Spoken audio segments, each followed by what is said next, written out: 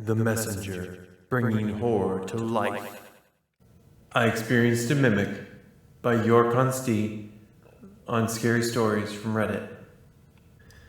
I'm really confused and want to know what I truly experienced that day, since even typing this experience brings me goosebumps. This happened in the summer of 2019, during the morning. I believe it was July or August. I was on vacation with my grandma, grandpa, and two younger siblings. It was a Friday morning, around 9 a.m.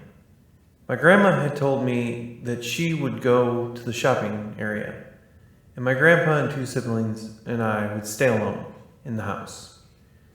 Let me explain how our house in the village is like. We have 3 rooms. The kitchen and living room area are connected. The other 2 rooms are a main bedroom and a bathroom. Me and my siblings used to sleep on the 3rd sofa. For some context, the door to the house had kind of a curtain in it.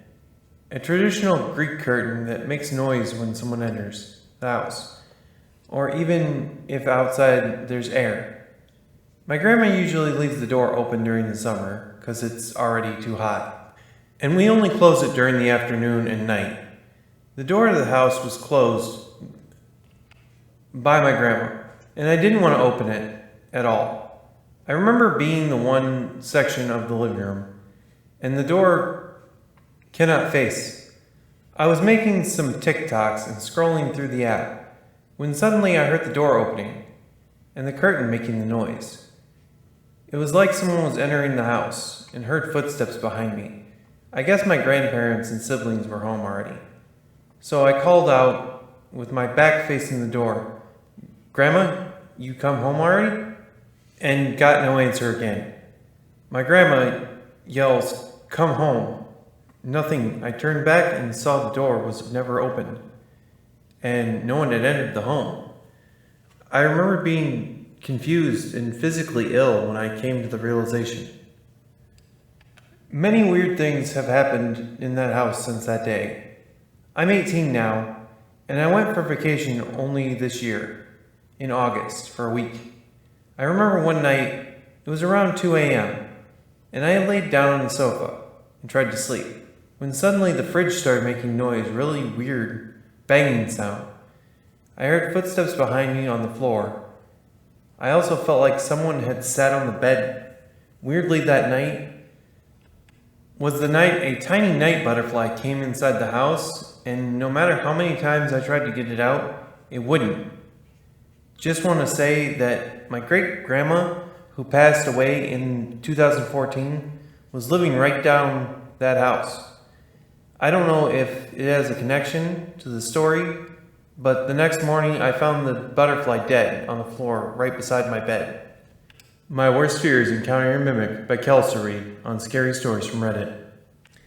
Me, 36 female. My daughter, Olivia, 16 female. I live in a small town in South Dakota.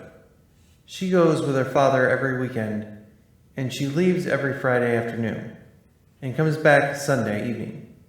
So usually she's gone by the time I get home from work on Friday evenings.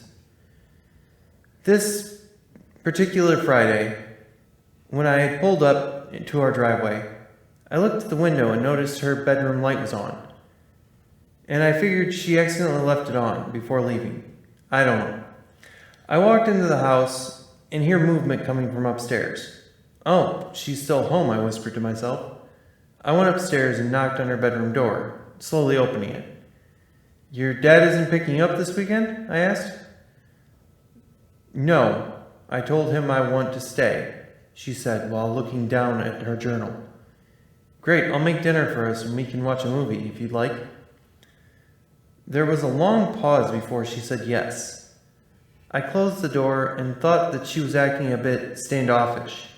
She usually has a lot to say, so I texted her dad asking if they were maybe got into some sort of disagreement or argument that led to her not wanting to go out with him this weekend.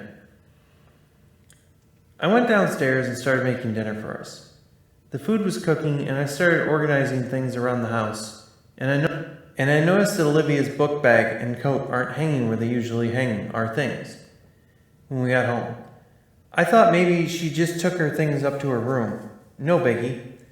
I went to the living room and saw Olivia sitting on the couch facing away from me. I didn't even hear her come down the stairs. She's kind of startled me, especially because she's just sitting there, not on her phone like usual, and the TV's off. I walk over to the kitchen and check on the food. I yell out if she can please pick out a movie for us. I went out to check what movie she'd picked, and to my surprise the TV was still off, and she's still sitting there motionless. "Olivia, you didn't hear me?" I said. I grabbed the remote and picked out a movie. I chose The Conjuring. I love Viera Famiga. I grabbed our plates and sat down on the couch. I hear a notification coming from my phone in the kitchen. I told her I'll be right back. I checked my phone and it was a text from her father.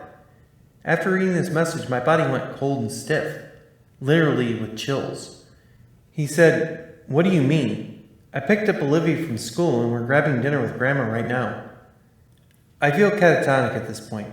I took a deep breath and walked slowly towards the living room, peeking in to see if it was still there, sitting on the couch. It was. It's just sitting there, very still, looking forward, but away from me. I haven't even seen Olivia's face since I've been home. Like this thing purposely has been avoiding eye contact. I went back into the kitchen, and I didn't know what to do. I'm fucking terrified. I had to go back out there. My car keys are in the living room. I take a deep breath, and I gather up my courage to walk out there confidently, like everything was normal. It was gone. I don't know why I yelled, "Olivia?" My stupid, confused human instincts. I heard his voice coming from upstairs, sounding just like Olivia. It said, "Mom, I'm upstairs. I need your help," in the most sinister voice. Hell no. I grabbed my keys and ran the fuck out of the house.